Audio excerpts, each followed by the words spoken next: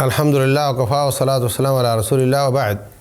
اللہ تبارک و تعالیٰ فرماتے ہیں، کیا لوگوں نے سمجھ لیا ہے کہ آمنا ہم کہہ دیں گے تو ان کو آزمائش نہیں آئے گی؟ آپ سے پہلے بھی لوگوں کو ہم نے آزمایا اور اللہ جان لینا چاہتا ہے کہ تم میں سچا کون ہے جھوٹا کون ہے۔ وَلَقَدْ فَتَنَّا الَّذِينَ مِن قَبْلِهِمْ فَلَيَعْلَمَنَّ اللَّهُ الَّذِينَ صَدَقُوا وَلَيَعْلَمَنَّ الْكَاذِبِينَ۔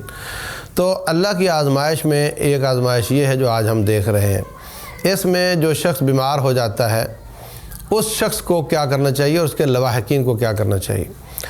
دیکھیں، رسول اللہ صلی اللہ علیہ وسلم کی دونوں طرح کی حدیث ہے۔ ایک تو فرمایا کہ کوئی متعدی بیماری نہیں ہوتی، اور فرمایا کہ اس کو اگر خارش لگی تو کس نے لگائی ہے، اگر اس کو اس سے لگتی ہے تو اس کو کس نے لگائی ہے۔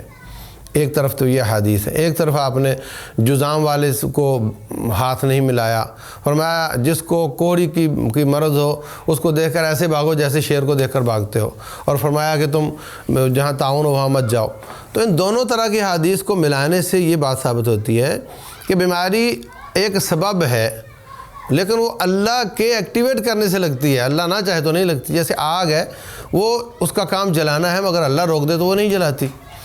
تو اس کا نتیجہ یہ ہے کہ جس شخص سے آپ کا ملنا ملانے بغیر گزارا ہے اس کو مت ملو، جس کو ملے ملائے بغیر گزارا ہے مت ملو، اور جس کو ملے ملائے بغیر گزارا نہیں اس کو ملو، اور ان حدیث پر عمل کرو جن میں یہ ہے کہ اللہ کی اجازت کے بغیر کوئی بیماری نہیں لگتی۔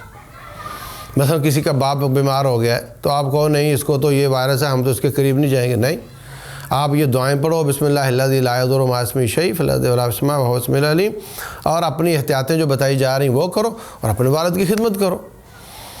آخر اس کی کوئی خدمت تو کرے گا، ڈاکٹر بھی تو انسان ہے، ہسپتال کا عملہ بھی تو انسان ہے، ان سب کو یہ دعائیں پڑھ لینی چاہیے۔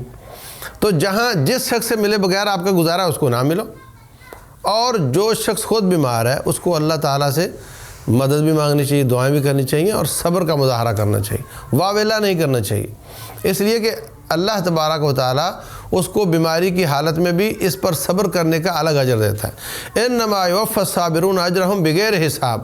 نماز، روزہ، حج، زکوٰۃ کسی عبادت کا اتنا اجر نہیں ہے جتنا صبر کی عبادت کا اجر ہے، کیونکہ اس کا حساب کوئی نہیں، اس کا کوئی حساب نہیں۔ رسول اللہ صلی اللہ علیہ وسلم فرماتے ہیں بس اوقات انسان وہ اپنے اعمال کی وجہ سے اس اعلیٰ مقام تک نہیں جا سک رہا ہوتا جو اللہ نے اس کے لیے لکھا ہوتا ہے، پھر اللہ تعالیٰ اس کو بیمار کر کے آزمائش میں ڈال کر آزما لیتا ہے، پھر صبر کی توفیق دے دیتا ہے، پھر اللہ اس کو اس مقام پر فائز کر دیتا ہے جو اللہ نے اس کے لیے لکھا ہوتا ہے۔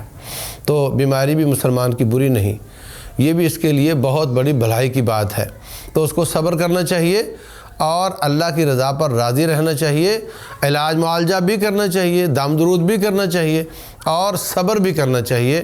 اور واویلا ناشکری شکایتیں یہ اس کے اجر کو ضائع کرتی ہیں۔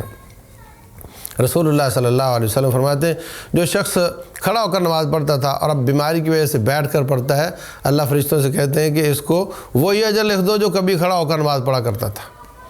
تو ہمیں صحت، جن کو صحت ملی ہوئی ہے ان کو ایک اچھا نیکیوں کا ریکارڈ اپنا بنانا چاہیے، تاکہ وہی ریکارڈ ان کا، جس طرح آج کل کہہ رہے ہیں کہ پیپر نہیں ہوں گے تو پچھلے سال والے نمبر لگ جائیں گے، تو اللہ تبارک و تعالیٰ بیمار کو وہی نمبر دے دیتا ہے جو صحت کی حالت میں اس نے کیا تھے۔ اسی لیے حضرت عبداللہ فرمایا کرتے تھے کہ خود من صحتک لمرضک ومن حیاتک لموتک، کہ اپنی زندگی میں آخرت کے لیے نیکیاں کرو اور صحت میں بیماری کے لیے نیکیاں کرو تاکہ آپ کا ریکارڈ اچھا ہو۔